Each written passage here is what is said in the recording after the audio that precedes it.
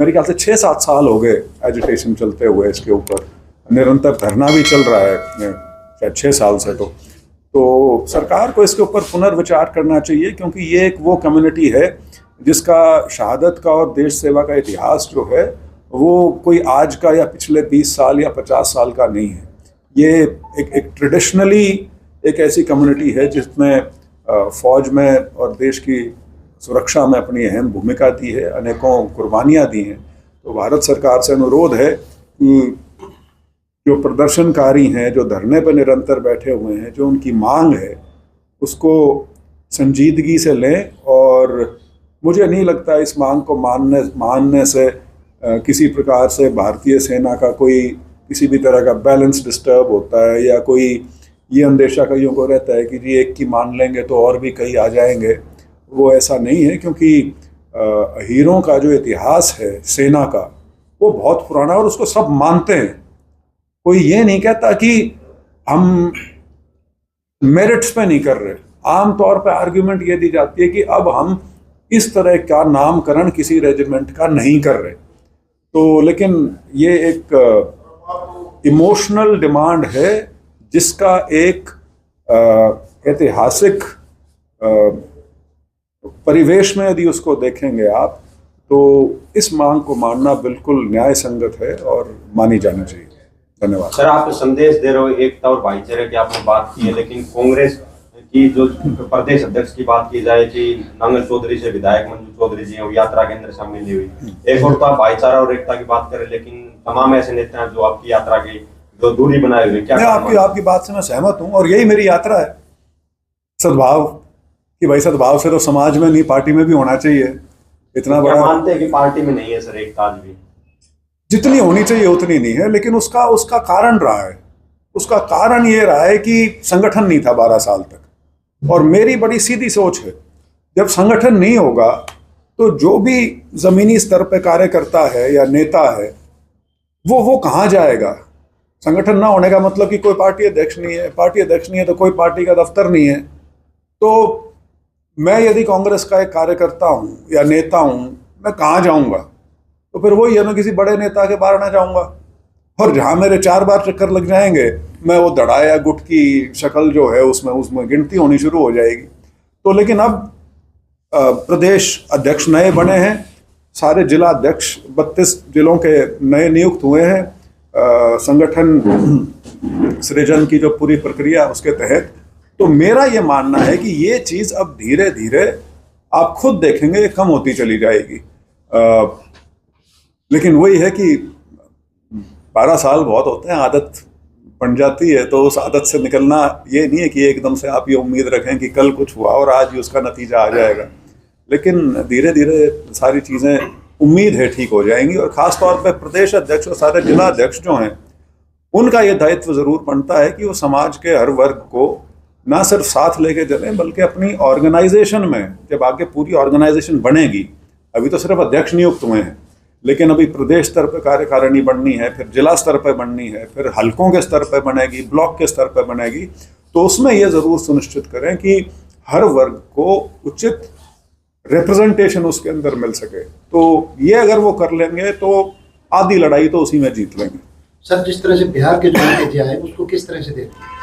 मैं आपको ईमानदारी से बताऊं, बिहार के नतीजे का मैं विश्लेषण चाहते हुए भी नहीं कर पा रहा, लेकिन एक चीज उसमें जरूर मैं मान सकता हूं, क्योंकि देखिए 20 साल की सरकार और 100 सीटों पर लड़ी हुई पार्टियां 90 और 85 सीट जीत रही हैं। आम तौर पे इस तरह का तूफान तो या तो कोई नई चीज आए उससे आता है, या कोई बहुत बड़ी नई क्रांतिकारी चीज कोई हो तब देखने को मिलता है। अब 20 साल जिस सरकार को हो चुके हों और उसकी 100 में से 90-85 इस तरह का स्ट्राइक रेट आ रहा है, तो मैं फिलहाल उसमें नहीं जाना चाहूँगा। हाँ, ये महिलाओं को जो 10,000 रुपये उनके खाते में इलेक्शन के दौरान भेजे गए हैं, इसका प्रभाव निसंदेह रहा होगा। हम बिहार से बहुत दूर हैं तो हम सुनी सुनाई बात करते हैं, लेकिन इस चीज़ को तो हम सब समझते हैं कि 10,000 रुपये यदि आप किसी के जेब में डाल दोगे तो इससे बड़ी घूस क्या हो सकती है। ये सरकारी तंत्र के हिसाब से यदि आपके अकाउंट में 10,000 रुपये आ जाएं, मेरे अकाउंट में भी आ जाएं इलेक्शन से पहले, और उस इलेक्शन में मेरी अदरवाइज कोई स्टेक ना हो, तो शायद एक बार मेरा मन भी डोल जाएगा। तो अब मैं ये कहूँ कि इलेक्शन कमीशन को इन चीज़ों के बारे में देखना चाहिए, वो बेमानी है, क्योंकि इलेक्शन कमीशन तो इस पूरी चोरी का हिस्सा है। ये भी वोट चोरी है, ये डकैती है बल्कि कि आप इलेक्शन के दौरान, और या तो ये हो कि स्कीम 1 साल से चल रही थी, 2 साल से चल रही थी, तब भी मान लें, बिल्कुल ताज़ा लॉन्च किए इलेक्शन से पहले और इलेक्शन के दौरान ये पैसे जारी कर दिए, तो इससे महिला वोटों पे फर्क पड़ा होगा, ये मैं मानता हूँ। लेकिन उससे फर्क पड़ने से मतलब 243 में से कितनी, 203 4 कितनी आई है, हाँ मतलब गिनती भी खत्म हो गई अब तो उसका कोई, तो इसलिए उसका विश्लेषण मैं नहीं कर सकता। ये एक बिंदु जरूर है जो उनके फेवर में गया होगा। सर, जिस प्रकार से बम विस्फोट हो रहे हैं लगातार, जिस प्रकार से दिल्ली में ब्लास्ट हुआ है, दिल्ली में ब्लास्ट हुआ है, फरीदाबाद में टारगेट्स पकड़ा गया है, किस तरह से? बहुत खतरनाक चीजें हैं ये, और मैं कभी उस डॉक्ट्रिन से सहमत नहीं था जो भारत सरकार ने ऑपरेशन सिंदूर के समय, या ऑपरेशन सिंदूर ऐसे तो कहते हैं अभी भी चालू है, लेकिन जब वो सीज फायर के बहाने वो लड़ाई रुकी और ये कहा गया कि कोई भी आतंकी हमला और हम यही जवाब देंगे, तो आज आपको 5 महीने भी नहीं हुए और आपको स्थिति में लाके खड़ा कर दिया है। तो ये जो बड़बोलापन है, खास तौर पे जहाँ पे देश की सुरक्षा का मामला हो, अंतर्राष्ट्रीय स्तर की जहाँ बात हो, वहाँ पे बहुत सोच समझ के ये चीज़ बोली जानी चाहिए, क्योंकि अब आपसे लोग इस चीज़ का जवाब मांगेंगे कि अब इसके ऊपर आप क्या कार्रवाई करेंगे। क्योंकि और जिस तरह का ये नेटवर्क एक्सपोज हुआ है, इससे तो लग रहा था पता नहीं क्या क्या हो सकता था, या होने की संभावना अभी भी है। कौन कह सकता है कि ये सारा का सारा इसका पटाक्षेप हो गया या सारी अरेस्ट हो गई। लेकिन जिस प्रकार के ये घटनाएं हैं, सरकार को निसंदेह जो भी इसमें कदम उठाने हैं वो उठाने भी चाहिए, और लेकिन कृपया करके इससे आप देश में समाज को जो ऑलरेडी पोलराइज कर चुके हैं, उस पोलराइजेशन को और बढ़ने से रोकें, नहीं तो ये चीज़ें हमारे खुद के लिए घातक साबित होंगी, हमारे खुद के विकास के लिए घातक साबित होंगी। हमारा जो एक पूरे देश का जो ढांचा है, चाहे सामाजिक तौर पे है या आर्थिक तौर पे है, राजनीतिक तौर पे है, उस सब को आपको बारीकी से देखना पड़ेगा। आप सिर्फ और सिर्फ किसी एक कम्युनिटी को या 2 कम्युनिटीज़ को या 3 कम्युनिटीज़ को टारगेट करके यदि अपनी पॉलिटिक्स उसके इर्द गिर्द करेंगे तो ये परिणाम अच्छे नहीं होंगे उसके। कांग्रेस पार्टी के बड़े नेता प्रोफेसर संपत सिंह पार्टी को छोड़कर कांग्रेस पार्टी के लिए बड़ा झटका माना जा रहा है, क्या कुछ कहेंगे इसको? ये संपत सिंह जी बहुत बड़े नेता हैं, सीनियर नेता हैं, 6 बार MLA रहे हैं, प्रदेश के मेरे ख्याल से सारे बड़े महकमों के वो मंत्री रहे हैं, गृह मंत्री भी रहे हैं, वित्त मंत्री भी रहे हैं। लेकिन माफ़ी चाहूँगा, कांग्रेसी सिर्फ वो कांग्रेस पार्टी में आए थे, कांग्रेस ही नहीं रहे। तो जैसे उनके आने से कोई फ़र्क नहीं पड़ा था, वैसा वैसा उनके जाने से फ़र्क पड़ेगा, तो मुझे नहीं लगता। और देखिए, उनका तो जब वो 25 सितंबर को रोहतक की रैली में गए हैं, तो वहाँ से स्पष्ट हो गया था कि उन्होंने अपना रास्ता अलग से चुन लिया है। बाकी संपत सिंह जी इतने सीनियर व्यक्ति हैं, तो मैं तो उनको शुभकामनाएं दे सकता हूँ। एक सर, आपने पहले बीजेपी के लिए भी एक रैली निकाली थी जी, और उसके बाद आप जो कांग्रेस के लिए समर्थन में रैली निकाले, तो क्या कैसा लग रहा है कि भी आपने? नहीं, वो तो क्या बोलते हैं, 1 घंटे का इवेंट था। ये यात्रा है, ये 7 महीने की है। यात्रा का उद्देश्य क्या आप लेके चल रहे हैं? जैसे आपने बताया कि सद्भावना, उद्देश्य तो कैसे फील हुआ कि सद्भावना बिगड़ी हुई है? नहीं, ये हमने जब ये जून के महीने की बात है, जब ये हुआ कि अब 7-8 महीने हो गए इलेक्शन खत्म हुए, और ये चीज़ बहुत आने लगी थी लोगों में से कि भाई विपक्ष सो गया क्या सारा का सारा, ऐसा लगता था कि विपक्ष नदारद हो गया इलेक्शन के बाद से। वो ठीक है, स्वाभाविक भी था, क्योंकि इतनी अनएक्सपेक्टेड इलेक्शन रिजल्ट था, लोगों के भी हजम नहीं हो रहा था। कांग्रेस के लीडर्स को, कांग्रेस के वर्कर्स को, किसी को हजम नहीं हो रहा था, और बीजेपी को भी समझ में नहीं आ रहा था कि ये हुआ क्या, क्योंकि वो भी कभी ये नहीं सोच रहे थे कि उनकी सरकार तीसरी बार रिपीट होने वाली है। तो तब जब इसके ऊपर विचार किया गया तो दो चीज़ें उभर के सामने आई मोटे तौर पे। एक तो ये कि बीजेपी जो अपना विभाजन का खेल खेलती है वो नीचे नीचे खेल रहे थे, लेकिन कांग्रेस का क्योंकि संगठन नहीं था, तो कांग्रेस के पास लीडर्स थे, वर्कर्स थे, और लोगों का बहुत बड़ा एक जमावड़ा था। तो एक माहौल ऐसा क्रिएट हो गया था कि ये तो इलेक्शन डिसाइड हो चुका, और शायद उस वजह से जमीनी स्तर पर जिस बारीकी से उस चीज को पकड़ना चाहिए था या रोकना चाहिए था, वो मिस हो गया। तो हमने हमारे को वो चीज समझ में आई कि ये दो चीजें लिंक्ड हैं। यदि कांग्रेस ने जमीनी स्तर पर बीजेपी के प्रचार का मुकाबला किया होता तो कोई वजह नहीं थी कि ये रिजल्ट इस तरह का आता। वो ठीक है कि ये वोट चोरी का इशू अपने आप में एक अलग कहानी कहता है, लेकिन ये भी सच्चाई है कि समाज के अंदर कुछ लकीरें खींच के एक प्रयास किया गया है कि वोट साधने के लिए समाज में जहर पैदा किया जाए या एक नफरती वातावरण पैदा किया जाए। कांग्रेस उसका पुख्ता तौर पर मुकाबला करे, ये दो चीजें लेकर हम चलें।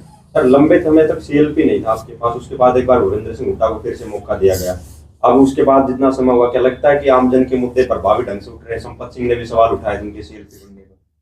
नहीं, देखिए, हुड्डा जी का सीएलपी बनना ना, वो कोई नई नियुक्ति नहीं मानता मैं उसको। वो तो ऑलरेडी सीएलपी थे, ठीक है। और बीच में भी एक दो मौके जब आए जहाँ पे कॉन्स्टिट्यूशनली एक रिक्वायरमेंट थी सीएलपी के होने की, इंफॉर्मेशन कमिश्नर्स की अपॉइंटमेंट थी मेरे ख्याल से, तब भी पार्टी ने उन्हीं को मनोनीत किया था, और फिर बाद में औपचारिक रूप से घोषणा होगी। तो और देखिए, मुद्दे तो पिछली बार जो पिछले 3 साल थे उसमें सारे मुद्दे बहुत प्रभावी तरीके से कांग्रेस ने हरियाणा में उठाए थे, इसमें तो कोई शक नहीं, और लोग भी साथ थे, वो भी बिल्कुल प्रत्यक्ष रूप से दिख रहा था सबको।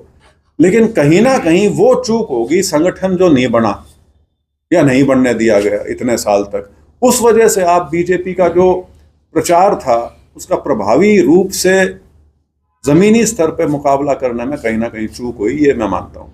दिल्ली धमाके को लेकर क्या बोल दी हो गया। जो है अभी ये आरोप लगा रहे हैं आपकी पार्टी के कुछ नेता कि आप एक जाट नेता के रूप में जो रिक्त स्थान हो रहा है, भूपेंद्र सिंह हुड्डा रिटायरमेंट पे एज हो गई है, तो उसके रिक्त स्थान के लिए इस रैली का उद्देश्य मानकर चलते, उसको यात्रा में किस तरह से ये कौन से नेता ने कहा जाट रिक्त स्थान हो रहा है? ये किसी पत्रकार की दिमाग की उड़ान तो हो सकती है, लेकिन मैंने सुना नहीं कि किसी ने कहा हो।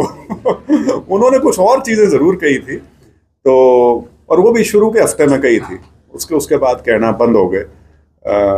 तो नहीं, देखिए, मैंने आपको मोटे तौर पे बता दिया, हमारी तरफ से एक ईमानदार प्रयास है। जो इन्होंने शुरू में पूछा, पार्टी के अंदर भी सद्भाव हो, समाज में भी हो, पार्टी में होगा तो समाज के सद्भाव को भी बनाने में पार्टी अपना योगदान दे सकेगी। और मैं एक चीज़ से कभी कतराता नहीं हूँ, राजनीति में हैं तो बाबा बनने के लिए तो आए नहीं हुए। इलेक्टोरल पॉलिटिक्स का अल्टीमेट एम है, जो गवर्नेंस है उसको आप हासिल कर सकें। तो वो तो हर पॉलिटिकल पार्टी का और हर पॉलिटिकल लीडर का वो महत्वाकांक्षा तो होना लाजमी है। अगर नहीं है तो छोड़ के अपना एनजीओ चला ले। तो मैं महत्वाकांक्षा के मामले में कभी मैं ये कह के नहीं भागता कि नहीं जी मैं बिल्कुल ही बस मैं तो संत हूँ और संत की जिंदगी जीनी है मुझे। वो ठीक है कि मैं गीता के उपदेश में विश्वास रखता हूँ कि कर्म किए जा फल की चिंता ना कर, लेकिन एक राजनीतिक व्यक्ति होने के नाते महत्वाकांक्षा जरूर रखता हूँ, नहीं तो ड्राइविंग फोर्स क्या रह जाएगी, फिर कोई पेट में आग तो होनी चाहिए। आजकल आपके टी शर्ट की भी बड़ी चर्चा है, राहुल गांधी से 3 दिन से आप ये टी शर्ट पहनते हैं, दाढ़ी की नहीं। तो हाँ नहीं देखिए वो कह रहे हैं कि आपका राहुल गांधी जितनी एनर्जेटिक मोड में जो है जो चल रहे हैं हरियाणा में। मैं कोशिश कर रहा हूं क्योंकि मेरी यात्रा का जो आपने शुरू में सवाल किया था, जो प्रेरणा थी वो भारत जोड़ो यात्रा ही थी। मैं उससे बहुत प्रभावित हुआ था। मैं उस समय बीजेपी में था जब वो यात्रा थी, और मैं अपने बीजेपी वालों से भी बहुत बार बहस जाता था इस बात के ऊपर। मैंने कहा भाई एक आदमी सड़क पे चल रहा है, तुम्हें आपत्ति क्या है? वो कुछ कह नहीं रहा आपको, कोई बदजबानी नहीं कर रहा। और आपने भी देखा हो कि ये सिलसिला भी 10 दिन तक चला था।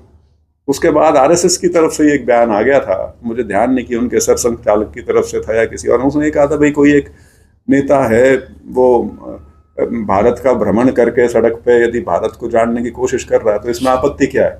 उसके बाद फिर पार्टी वाले चुप हो गए थे। तो हमारे वाले भी ऐसे ही तो लेकिन हाँ, मेरे पिताजी भी उदाहरण देते हैं कि जब संजय गांधी जी का समय था और उस समय यूथ कांग्रेस बड़ी प्रभावी होती थी, तो उन्होंने वो लंबी कलम रखी थी। तो बहुत से यूथ कांग्रेस के उस समय के नेता थे जिन्होंने लंबी कलम रखनी शुरू कर दी थी, कोल्हापुरी चप्पल पहननी शुरू कर दी थी। तो कुछ प्रभाव तो रहता है भाई नेता। बीजेपी में सारे कोटी पहनते हैं लेकिन हाँ, मैं उनकी तरह पूरी सर्दी टी शर्ट में नहीं निकाल सकता। थैंक यू भैया। Okay, thank